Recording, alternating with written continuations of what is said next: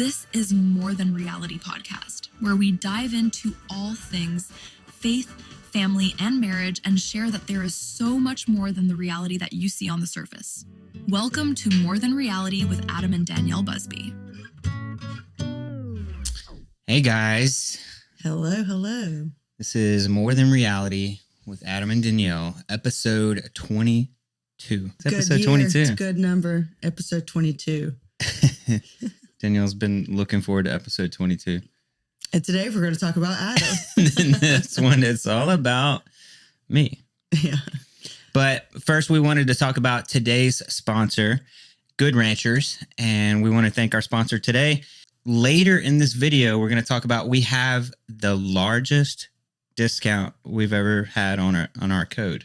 Tune in for that. Good Ranchers is American meat delivered. If you go to goodranchers.com, you can support American ranchers, American farms and ranchers, and get the cleanest, no hormones, no antibiotics ever meat delivered to your door. Trust me, take our word for it. It's the best. Yep. You can even get this special Busby created box. Yep. That we specifically picked these pieces to be in here, things that we use all the time in the house. The best part about the Busby box is the chicken nuggets are in the Busby box. Seed oil free chicken nuggets. A lot of people have messaged me. They're like, hey, I'm on the website and I can't find the Busby box, because we kind of hit it a little bit. Like if you scroll all the way to the bottom of the page, it's in a tab called Partners. But if you just go to goodranchers.com/Busby, it's right there.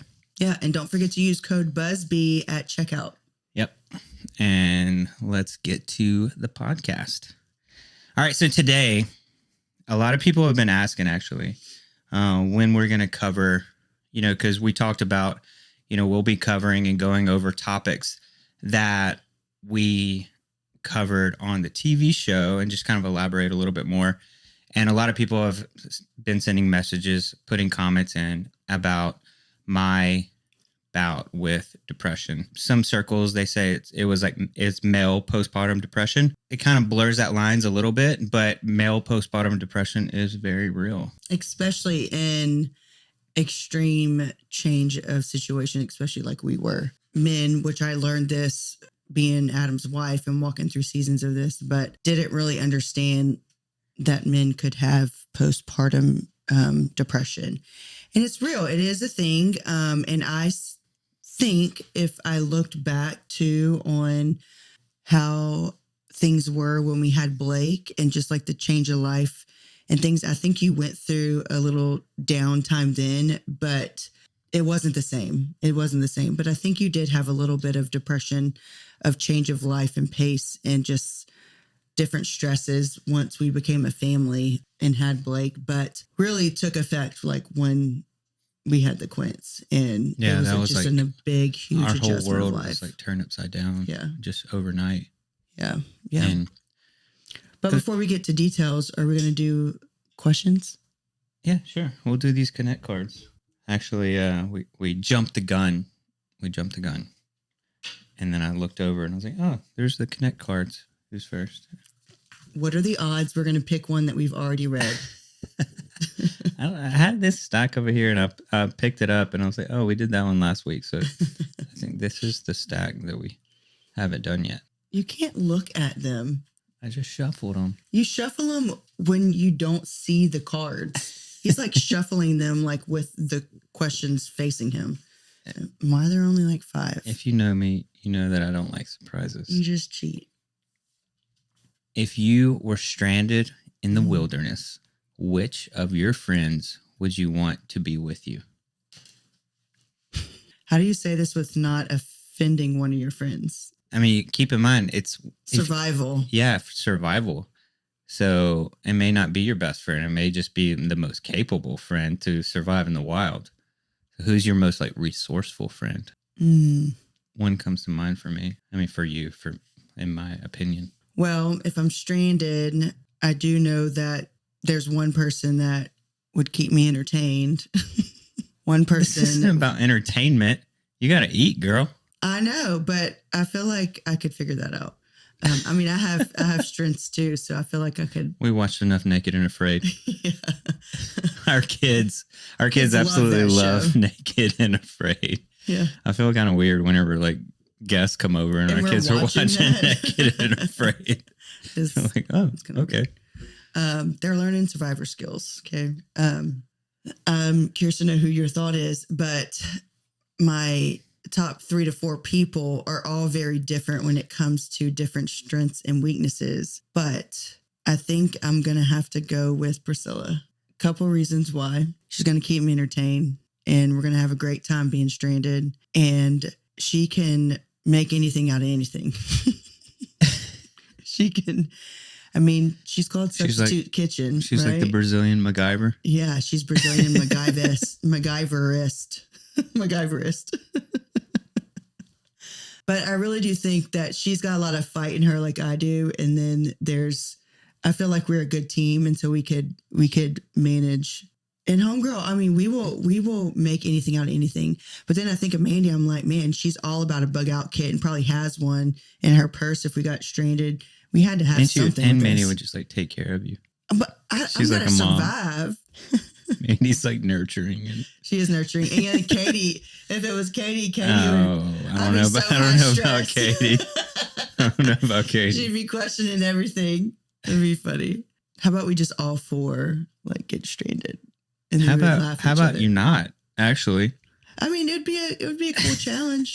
But Priscilla, I think, would win that because the different skills that she has, even if they're not like proper skills, the skills are usable. And she did jujitsu. So if we had to fight an alligator, she could do it. Oh, really? Yeah. An alligator? And I grew up on the swamp, so I could totally catch an alligator. I don't know if I'd want to roll with an alligator. Well, that's why it was my question. New card. Tell me a story about something that changed the trajectory of your life. Oh, that's what we're going to talk about today. Should we just start the episode? All right. Well, this rolls right into it changed the trajectory of my life. Honestly, and don't say like, oh, we had Quince. Duh. Everybody knows that, and that changed our life. I mean, I would say it was meeting you because like the trajectory of my life was going in a very opposite direction. And whenever I met you, things changed. I changed. I let go of a lot of things and a lot of just yeah, you did bad stuff in my life. No, I kind of pushed aside a lot of just negativity and this destructive road I was heading down. And so I would say that it was definitely meeting Danielle. Yeah. Nice. For sure. I thought you were going to say it's when I chopped my hair off. I'm just kidding. Is this the first episode of your new hair? Yeah. It's not new hair. It's still my hair. But it's your new haircut. I chopped my hair off and it's the shortest it's ever been. It's not styled right now. People are going to have to run to YouTube. It's not styled right now, but it literally is straight. Well, because I just dried it. Because whenever you cut it, Hold you had like a wavy hair. Because it was styled that way. Riley loves my haircut. You could. Sorry. Riley don't like it? She just keeps saying, why do you cut your hair? It's short. She doesn't like change. She says she likes it. She just doesn't understand why I cut it so short. Yeah, that's why. Okay. What are you doing? Close the door. So, yeah, this is the first do with the short hair. It probably feels, my neck's cold. I bet it feels weird because like your feel hair weird. like I've never had your sorry, hair. I took my headphones off. Your hair like touches. It touches the back of my neck instead of just like hanging. Yeah. I've never had short hair like this. I was ready for a change, but I do need some color. Does it tickle? No. I don't know. I've never had hair down in my neck. No, it doesn't tickle. It just feels weird. Like I go like wash my face and I usually put it up in a clip or ponytail. And I'm just like, I really don't have to. Just like Hazel's most ticklish spot is her neck. And she's so never had short hair. If we cut her hair that short, she'd probably be giggling all the time. That's a silly statement. Does your neck tickle? Does your hair tickle your neck? Anyway. Yeah. So I actually think that there's a couple life trajectories that have come our way, things that we've gone through, honestly. Yeah, for sure. But today, this kind of will roll into today's topic, is just talking about, which this is a topic that has come up on, it did come up, shockingly, it came up on Outdaughtered when Adam I decided. took everybody by surprise. When Adam decided. I dropped a bomb on everybody on the interview couch. Yeah, and I was like, what is going on? It was just like let's explain at a time. Let's explain the interview couch. And I know we've done this in the previous episode. So to give you a glimpse of like when you're watching reality TV and you're watching the couple or the person, and then if you saw the scene and now you're watching them on the couch or the chair or whatever, talking to the camera, that's called, like, we call it the interview couch, which was then therefore the interview house. Couch interviews. Couch interviews. And so in these interviews, you're basically narrating or explaining what happened in the episode or the scene, and giving like a play-by-play kind of You're just furthering the story. And it just fills in gaps of the show. So when we are on the couch, we typically know what episode we're talking about and what we're going to be sharing, because we've probably already filmed it. And so in this time, I don't know. I changed the trajectory of that whole episode. You changed the trajectory, the whole storyline for this season. Did you put that card in there on purpose and make me pick that one? No, it was just a pretty fitting card. Yeah. But so we're sitting there and we're just having conversation and banter. Inside joke. I don't know what the question was or whatever, but Adam decided, out of more than any time in his life to ever communicate something, it was going to be at that moment on the couch. And it was not even something that I was aware of either, as far as... Well, you were aware. I was aware, but I didn't expect you by far to even express or say or share in, like, at that moment. Live on camera. It was a very new awareness. Yeah. Like you were aware of it. Mm-hmm. And I think if I remember what was happening. I mean, there was a lot of things happening behind the scenes for sure. Family members, conversations between you and I of just like, this isn't the Adam that we know. And, you know, it just got me down this like path of exploring and trying to figure out what was going on with me. I don't know. Maybe I just needed to just get it out and verbalize it. Yeah. And, you know, It's honestly a very true statement. And I feel it's very healing. That's a big part of it. I mean, I think in a way, like having this podcast is a form of just therapy and just like vocalizing thoughts and ideas and processing things together on the fly.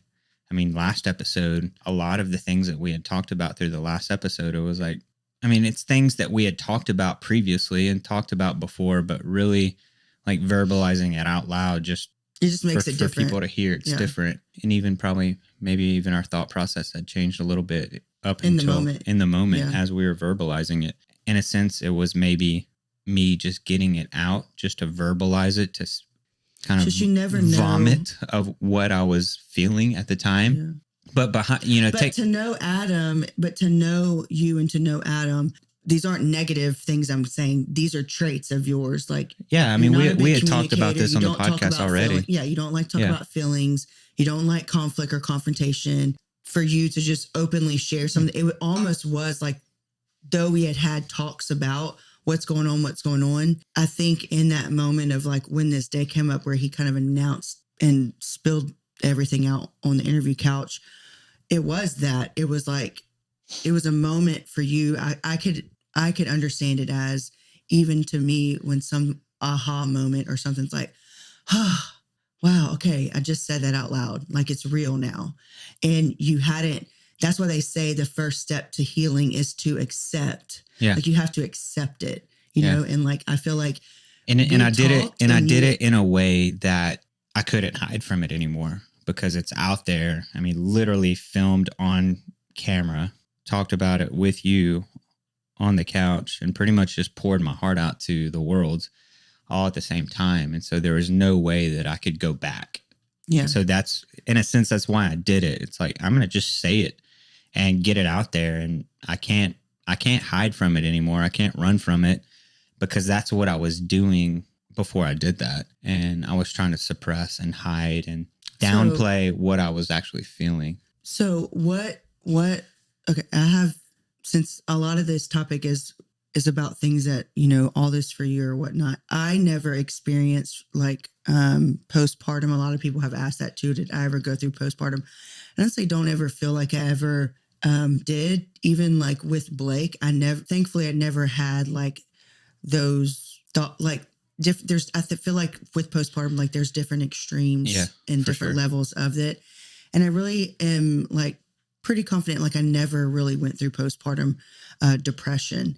I mean, us moms go through a lot of postpartum struggles and change and body image and whatnot. But as far as like the depression and adjustment, that's a trait of mine that I think that I thrive in, is like I can adapt to a change like real quick and like go, like it's something that I can do whenever. So like at that moment you released on the couch. Before all that, what was your understanding of like what depression was? And did you think that you had it and you were just running from it? Or were you just like really not understanding what's going on with you and didn't think it was depression? Well, I think for me, it was knowing that there was something wrong. There was something going on with me. And just speaking with friends, speaking with other family members, speaking with you kind of led me to that realization of like, yeah, there's something wrong. Like I'm sensing something's wrong with me. I don't feel the same. And then to actually hear it from other people that like, this isn't the Adam that we know. So do you remember signs that you could share with others that are listening, so that, if a wife is listening or the husband's listening, like these are things that maybe could make them aware that like, maybe I am struggling? Yeah. I mean, obviously for me, you have to put yourself like kind of back in my shoes. Obviously our situation is very extreme. What I was dealing with was this extreme shock of going from a family of 3 to a family solid incomes and to a family of 8. You and I both had careers. You had to step away and not go back. So all of the wheels in my head were just constantly turning 24/7 of like, man, how are we going to do this? And trying to figure everything out all the way into the future. And, I'm the type of person, and we've said this in past episodes, of just personality traits and whatnot. So whenever I am struggling with stress or anything like that, I shut down and I close off to the world, and I put my head down and I just try to work. And even that for me was not working well. The stuff that I was feeling at the time, it was just extreme apathy about everything. Like I felt like I just didn't care anymore. I felt numb to the world, like things that I cared about so much, which was my physical health and going to the gym and my kids and my family and my career and stuff. I just didn't care about that anymore. Yeah. And I just completely lost all motivation in my life. And on my side of it, from being on the outside looking in at this was what looked like Adam was just stressed out. Yeah. He was stressed out with work. We're filming a show. We've got all these babies at home. It's hectic. And he isn't able to be present with the family because he is working a turnaround. He's got these long hours at work and he's leaving in the morning, come back.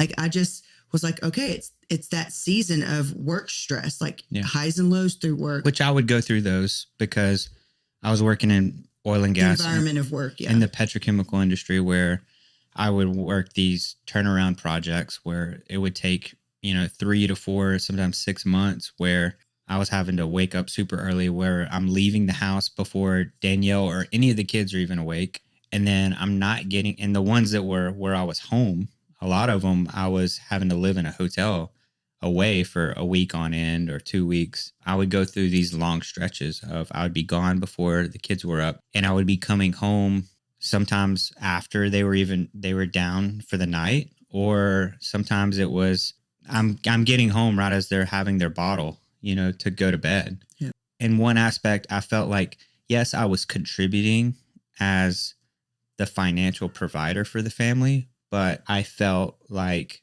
I wasn't helping you. And I knew this was a very stressful situation for Danielle. You know, it's all day, every day, nonstop, and I'm not there. So I felt like I wasn't helping. And it was one of those situations where it's just like, damned if you do, damned if you don't. Yes, I'm providing but I'm away from my family. You felt like it wasn't good enough or something? I just felt like nothing I'm doing right now is good enough. I mean, I'm in a situation where like, man, even the career that I'm in, I'm like, man, I'm looking ahead and like even still and I was making good money, but just thinking of all the stuff in the future, like, is this enough? And so then I'm trying to, I'm stressing myself out even more. Like, how do I make more money? How do I do more? How do I do this? But then all at the same time, losing all motivation because you're overwhelmed, because you know because that I'm you're not extremely stressed out and overwhelmed. And so then, all of the relationships in my life started to suffer. I wasn't reaching out to friends. I wasn't even isolation. Yeah, I was definitely isolating myself. And so whenever you isolate yourself, you just close yourself off to everything, and you're not able to like verbalize what you're feeling. You're not able to, and so it's just your thoughts, and your thoughts are your own worst enemy. And so you're just replaying all your thoughts and ideas, and I'm not good enough, and I'm not doing enough, and all this stuff is just playing in your head constantly. It just put me even more into a spiral. Yeah, and then it's sad. And I remember the day that you like expressed all this was like, I was in shock, but I also was very sad in a sense of like, that level of what our marriage was just, it was an intense season of not a lot of us, right? Because it was survival, 100% keeping babies alive 24/7. And so all the focus was on the babies at the time, for sure. And I can say that now, like, it's what it had to be. And I hate even like verbalizing this because I don't know, it's kind of crappy to even say this, but like, I missed the life that we had. I missed my wife. I missed our little family at the time. And all of a sudden, like, everything's changed. Am I making enough? Am I doing enough? And, all these things are playing out. And then it's on the other side of it. It's, man, I'm barely able to even see my wife right now. And even whenever we do, we're so focused on the kids that I felt like I wasn't getting connection and stuff with friends. I wasn't getting connection with you. Yeah, and I think I remember weeks a spiral down of like you're now blaming everybody. Yeah, I remember weeks of we would just. I mean, I felt like we would get to Thursday and we barely much even like waved at each other and said hi, because it was just the second I get home, it's just like all attention. You're overwhelmed because everything going on in the house. And then I haven't seen the babies at all. And they were little babies. And you get home and, you want to rush and see Blake, want to rush and see the babies. You're stressed out and overwhelmed because just the day, and it's just nonstop quit mode. By the time that they're in bed, I've been working and I was, at work since 5 a.m. And so I'm completely exhausted too. And at the time it was just because of the stress, because of the depression that I was in, I was just low energy, just like I was just exhausted all the time. I mean, I wasn't getting very good sleep, keeping myself up, just thinking. Yeah, you never turned, which for someone who is a processor and then an overthinker, now talking about someone who's overwhelmed with the phase of life that they're in. And I say all this knowing these things as it's been 10 years, 9 years, 8 years, whatever. It wasn't present to me in the moment. I just thought you were stressed out with work. This is overwhelming. We've been there before. Without Quince, it's like that season of work. But also I had friends come to me and saying like, man, what's going on with Adam? Like, and I'm like, oh, I mean, he's just busy with work and, it's just the season of it's turnaround and blah, blah, blah. But then he worked with the family. And so when they would start saying things to me like, dude, Adam's just not the same. Like, and work is getting affected. He don't talk to us. Like he's really shutting down.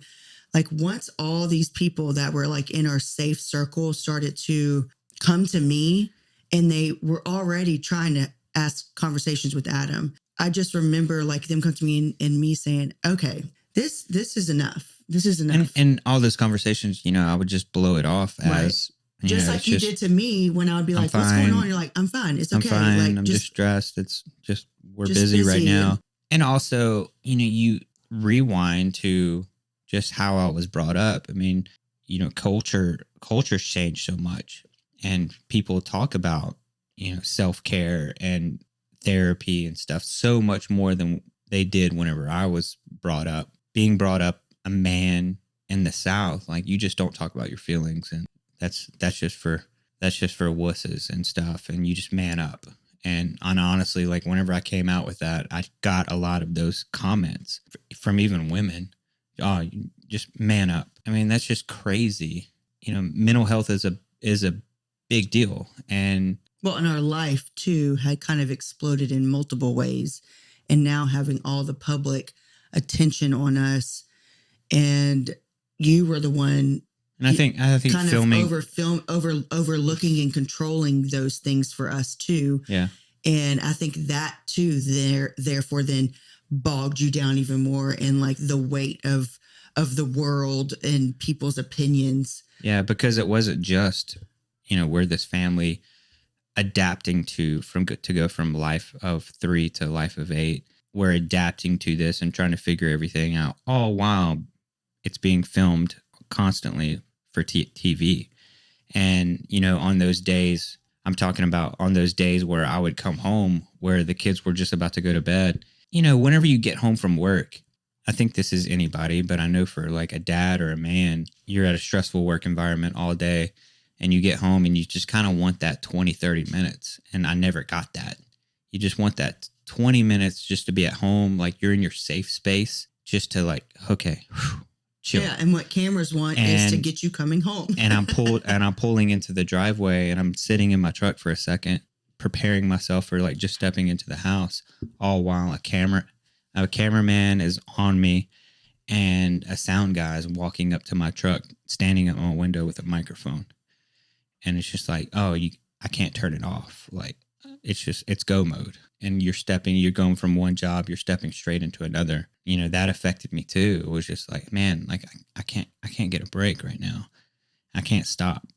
And, you know, you just felt like trapped. And so it was a hard time. And that's whenever, you know, from hearing from Danielle, hearing from friends, hearing things that people were saying to other people behind. Well, I remember you came home one night, and I literally, all the kids were in bed, and I literally was like, we're going to sit at this table and you're going to tell me what's going on. And we're not leaving this table until you tell me what's going on. And I was like, what's bothering you? Tell me. And I am that person, especially I still am this person where I'm like, let's discover the problem and let's fix it and move on. Like, let's go. Where do we need to fix? What do we need to work on? Yeah, because I was in a job where, you know, I was in petrochemical sales, where you need to be in front of people all the time, and you be, you know, out and engaging constantly in front of people. And at that time of life, I just felt like I couldn't get away from people. Like, I just wanted quiet, and I wanted to just stop. And so, which is too not necessarily a character trait of yours. You usually are more of a people person. Yeah. As you've become older and older, and I think this happens with a lot of men, you get more homebodied. Yeah. But back then, you were amazing at your job in sales. You were a social bird. You were the leader of like all that stuff. And you still are. You still have amazing networking skills and negotiating and sales and just communications with people. Like, that is a gift that you have. And so to even see you not even wanting to be around people, and not even want to be around your friends, or not do your job that you actually liked, because half the time you have busy season, but half the time you're playing golf with your customers or like whatever. So it's like this up and down. It's like you just literally pulled back. And I think wasn't aware to me as a wife, because I can't even think about, did I even put deodorant on today or brush my teeth today, much less. And it's sad to say this, but yes, it was a hard, stressful season where it's like there wasn't even enough of me to even care for myself and care for you too, you know? And I just remember that day coming and being like, whatever's going on, I got all these people, our friends, family, like they're coming to me. So sit down and you're going to tell me what's wrong. And it took you a long time to finally like break the wall. But because I mean, at the time, until you don't know how we to had put this words to conversation, it. yeah, I didn't know how to put words to it. Like, I don't know what's going on. I know something is wrong. I'm not myself, but to put a label on it and to say like what it is, or it was, I kind of know what it is, but I'm scared to say it because going back to being a man in the South, like you don't talk about your feelings and you just hold it in and you just man up. And so, just you're afraid to say there's something wrong with me or I'm depressed or whatever it is. Like I'm just scared to say it because then it's out in the open and then I got to deal with it. Yeah. And this isn't like following you, whatever, but just that stigma of men can't share their feelings or what it makes me want to punch someone who says that, because if I were to look back and yes, we were a lot younger and different phase of life and everything was really hard. It is so much more helpful if we could only do better at communicating our feelings, both sides of the party, in every marriage, in every friendship, in parenting, like communication and saying like, I don't know what's going on with me. I just feel off, blah, blah, blah. It's sad that it's hard to do. I feel like women too even have a hard time getting to that point to confess to their husbands, like, I'm really overwhelmed. I'm really struggling. I need this. I need help. Blah, blah, like those things. Even for myself, year or two ago, I'm like, I need help. It needs to be something like this. This is what needs to happen, But I hate that the world thinks it's okay to hold those things in. Be a man. Being a man is actually talking about your feelings, right? Wouldn't you agree? I mean, I'm not talking about at that moment. I'm talking about what we've learned over these seasons of hardships, right?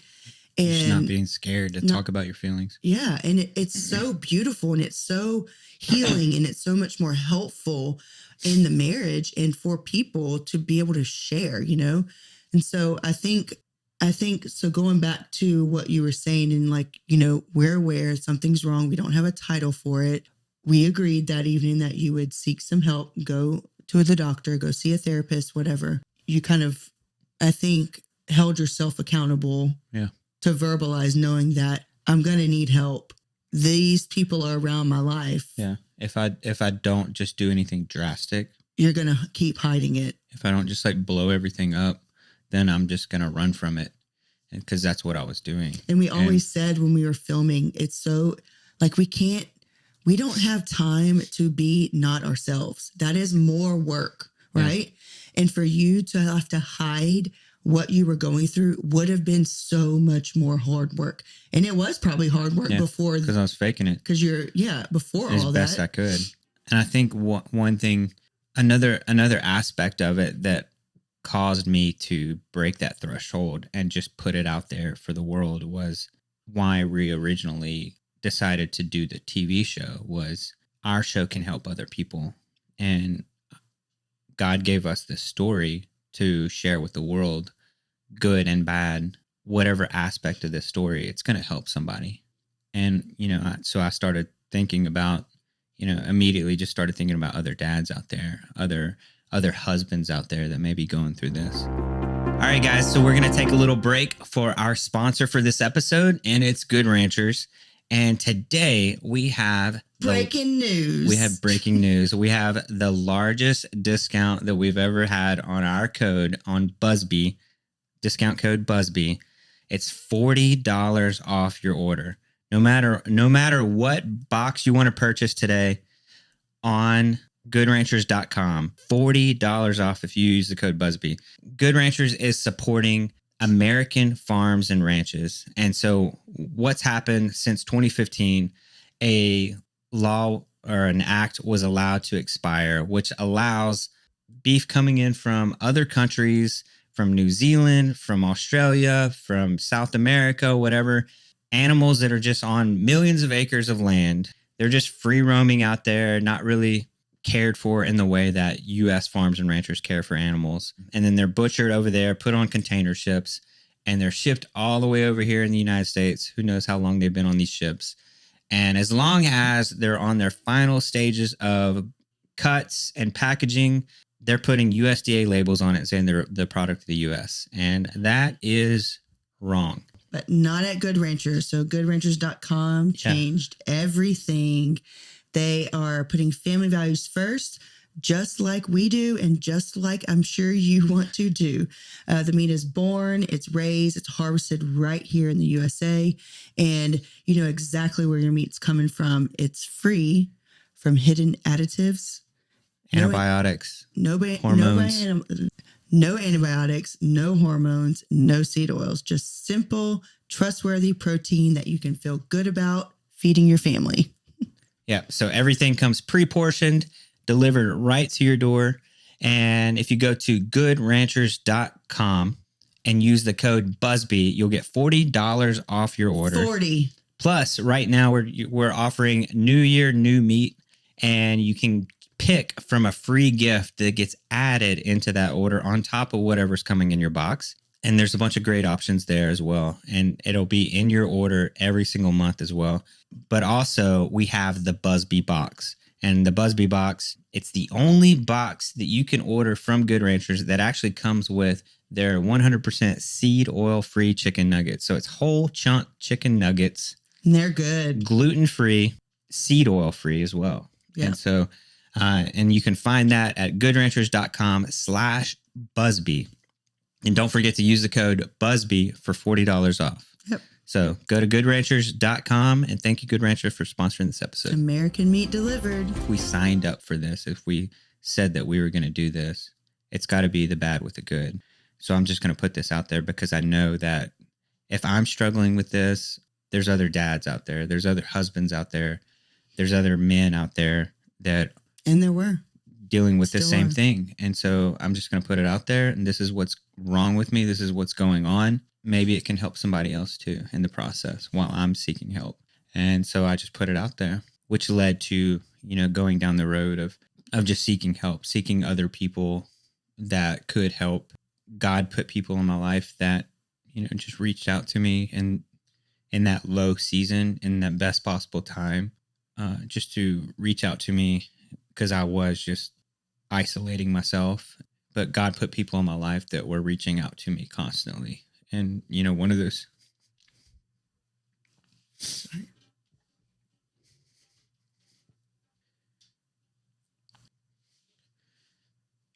I mean, one of those people was Jared Wilson.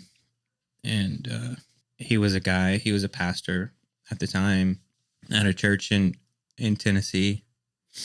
And, you know, he struggled with the same things, struggled with those demons in his head that he just couldn't shut off.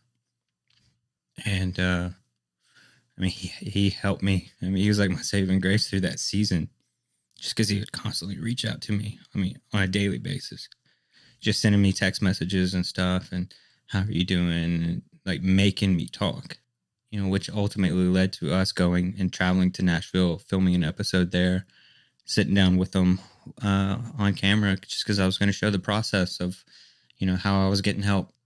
And, you know, just talking with him recommending that, you know, I do go see somebody and see a counselor and stuff in our area. But also all the while, he's just reaching out to me on a daily basis. And which was crazy. I mean, he was the most selfless person because he was struggling with the same thing.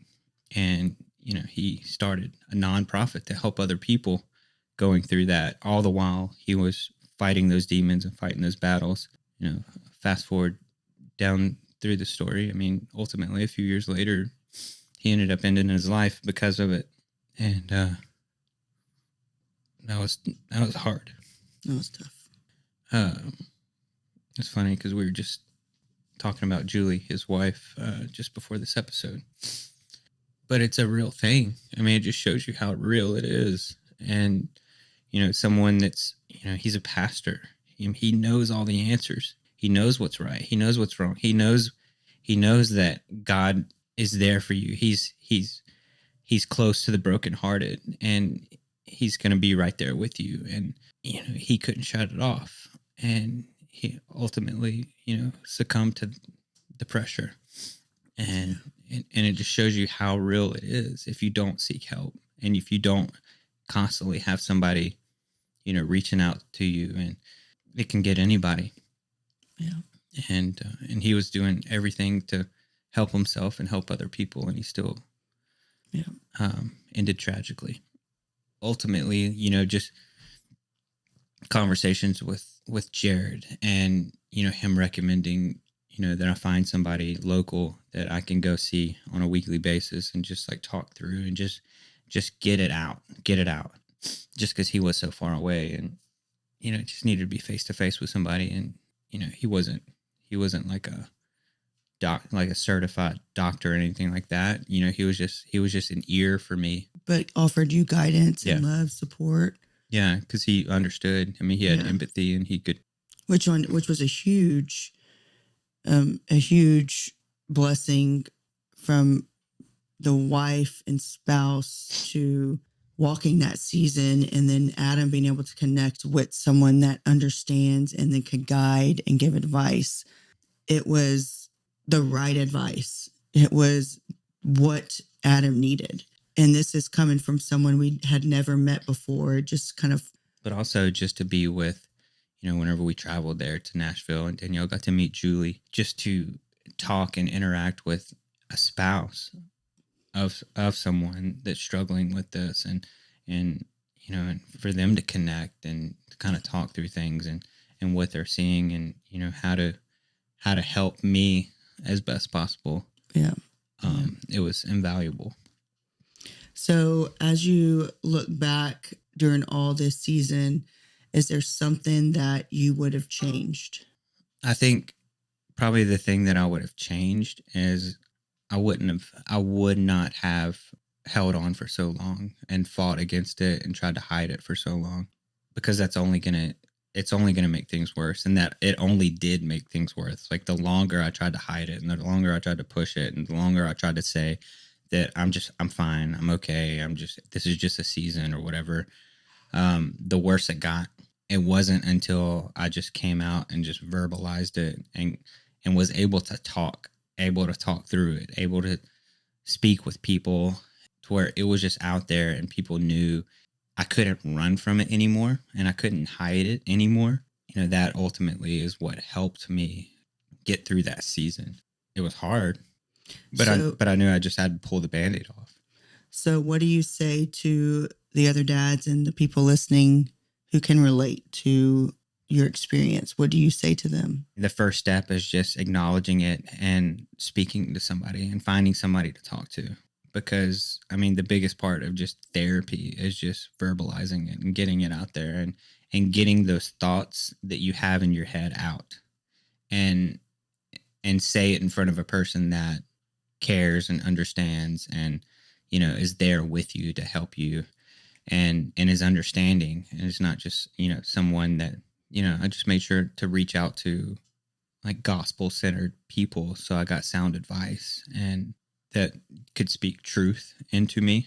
They're not just like, oh, okay, yeah, I get it, I understand. Like, no, you don't get it. I mean, I felt like just nobody, and that's what was hard. It was just, who the heck can relate to me? And that was one thing that was like a struggle. It's just like, I mean, who's going to understand what I'm going through? Who can relate to this? Like, I mean, who out there has all of a sudden just had all girl quintuplets and has a television show and is being criticized by the world for every move I make? In a sense, like, I just feel like no one out there, even now, can even relate to me. You don't have to relate to everyone perfectly. It's just finding the right people that care about you and understand what you're going through, are there to fight for you, and are there to pray with you and pray for you, and just to fight those battles for you, even whenever you aren't with them. Yeah, I remember just after, even, I was kind of almost, in a sense, like cringing whenever it came out on TV, because, like, man, how are people going to react to this? And, what's the response going to be? And, how are people going to receive this? And then all of a sudden we started getting flooded with emails and messages and stuff online from couples. They were like, oh my gosh, like, we were watching this episode, and it was just like a light bulb went off, and like couples like looked over at each other and like immediately acknowledged, oh man, this is what we're going through right now. And it was like that first step for them to be able to get help. And, You almost saw that full circle come around. Yeah. I mean, for God to use me in that, I mean, it was such a beautiful thing. Yeah. Beautiful. And it was such an encouragement to me. You didn't do this in vain. You didn't do this for selfishness, just to like for a dramatic storyline on a TV show. Like, you did it in what you said and what you did, and allowed the cameras into your life. Like, it's helping other people, for couples to reach out and like, Adam, like what you and Danielle showed on your TV show, it saved her marriage. That's like so beautiful. And, I mean, it's one of those things. It's like, man, that makes it all worth it. It makes all the crap that we go through, and it makes all these long days of filming a TV show, and these very stressful days. Everybody thinks it's like, oh yeah, y'all just film a TV show and you get a bunch of free stuff and you get paid for it. And like, you don't realize like how difficult it is and how many long hours you're just sitting. Even whenever your kids are at school, like you're just sitting on a couch for 8 hours. And you're just answering questions, and you're just on, and you can't stop. Even whenever you go on a vacation, it's nonstop from sun up to sundown. There's a camera in your face, and you think about all the hard days and all the struggles and all the frustrations of just the scrutiny from the public, and you're like, man, like this is all worth it. Like we have couples reaching out, said we saved their marriage, and it was like that first step for them to get help. And then you just overwhelmed with this like sense of like gratitude that like God used you as a vessel in that. And, cause it wasn't just me getting help. It was, God was using me through that process of refining me and to help me through that, but also using us and our story to help other people. And that was just absolutely beautiful. Hindsight now, I mean, and just seeing, all the good that's come from that, you just want to tell people like, man, find somebody to talk to. Don't run from it. Don't hide from it. It's only going to make it worse. Even if it requires doing something drastic like I did, and just like put it out there for the world, hold yourself accountable. Like, find somebody to talk to hold you accountable. I mean, seeing what happened with Jared and stuff, I mean, it's not worth it. I was headed down this road and could have lost everything. But if I would have never spoke up and said, I'm fine, and been afraid to talk about my feelings, I mean, who knows where I would be or what our situation would be right now. Yeah. Yeah. And I think, what were your thoughts of being a Christian and having faith? And as you're struggling through these things, I mean, the enemy is prime attacking you in your thoughts, and just lies after lies that you're probably telling yourself, and all the not good enough, or I need to do more. I'm here, but not there. And that just, like they're all lies, all the good enough lies, that the enemy wants to pull you under, especially whenever you're suffering. Like, do you find it was hard to accept depression and being able to like express it, knowing that you are a Christian, you do have faith? Like, did you struggle with that at all? I don't think I struggled with my faith. I just withdrew, like, just from my lack of. You lost the care and everything. Yeah, I just lost care, and like I wasn't active in my faith.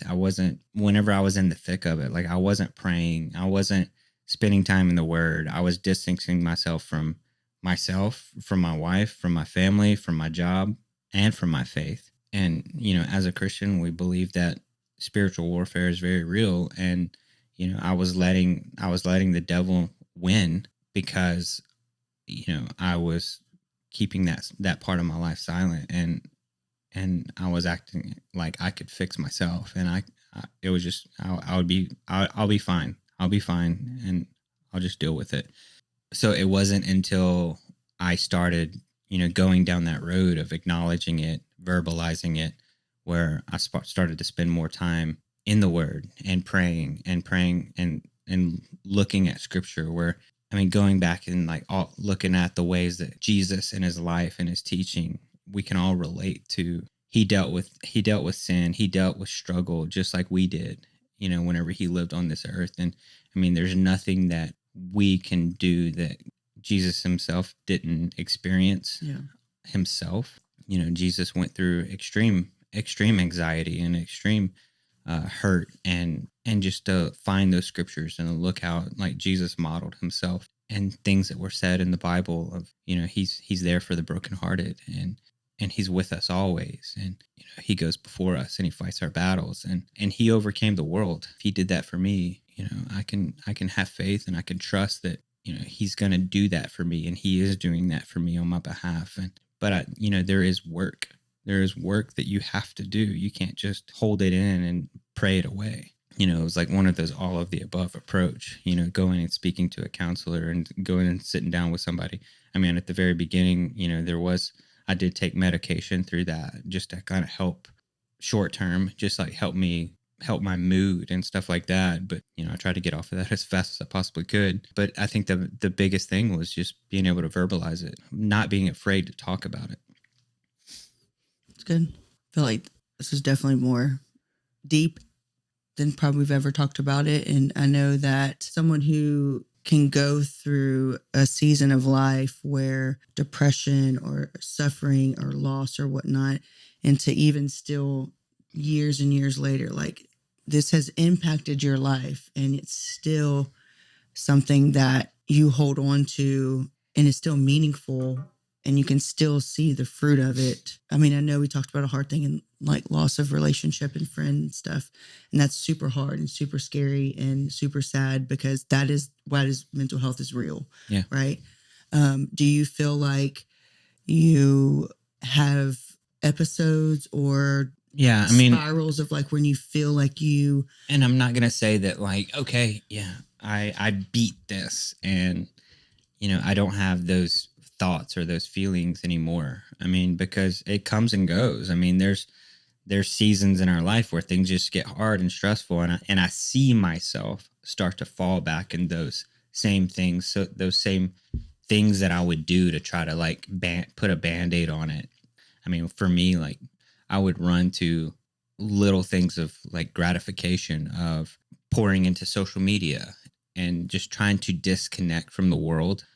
Whether it be social media or just buying things just to make myself feel a little bit better right now. And so like just getting a new gadget or a new whatever. And I can see that every now and then like start to creep in like, oh, I'm falling into that same pattern, and acknowledge it and realize, oh, I'm doing this because I'm stressed out right now, or I'm dealing with a little anxiety, and just to acknowledge it and realize, okay, like I'm falling into those same patterns, and so now like I'm prepared, I can like see myself and stop myself and kind of know and have those, from going through those months and months of therapy and stuff of like going back and like, okay, remind myself of like things that I need to be doing, things I need to work on, things that I need to communicate to free myself from that. And it's interesting to hear you say that because those are things that I know that you do. Yeah. But I remember, man, I don't know, a couple years ago, I was like, just, it's like one of those, pray for your husband all the time and XYZ. And I remember when these sort of things of your triggers and your acknowledgement of it, like clicked with you and that you could control that. I remember how how beautiful that was to be able to say like not that you've overcome it because we still have, struggles, but to see like awareness to change.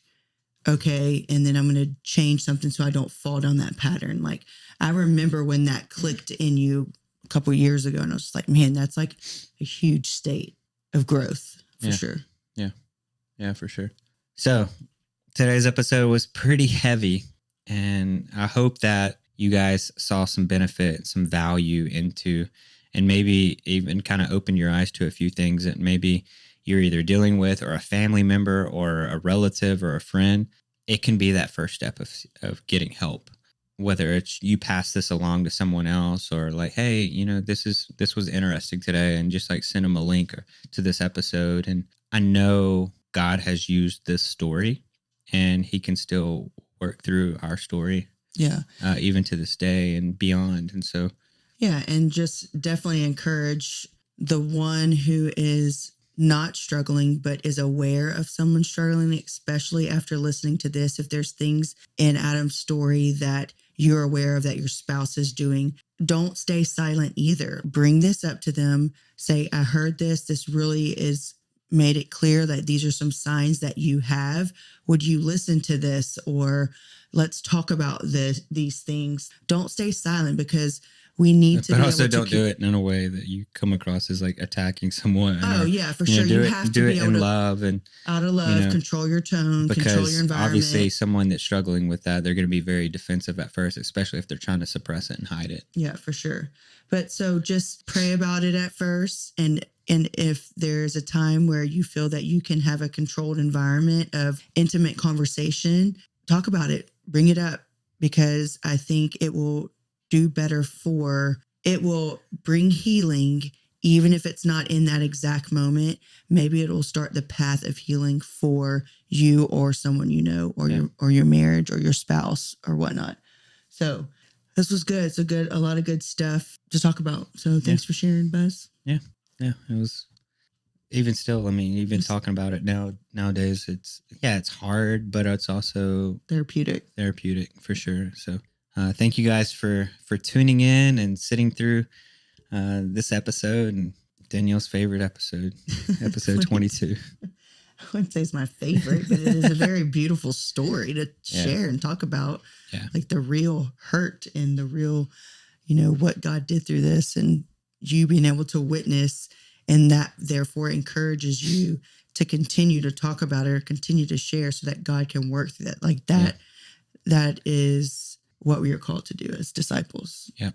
Share our testimony, share our story, and let God do the work. Just keep going on. Yep. So love you guys. Thanks for listening. Yep. Love you guys. 22.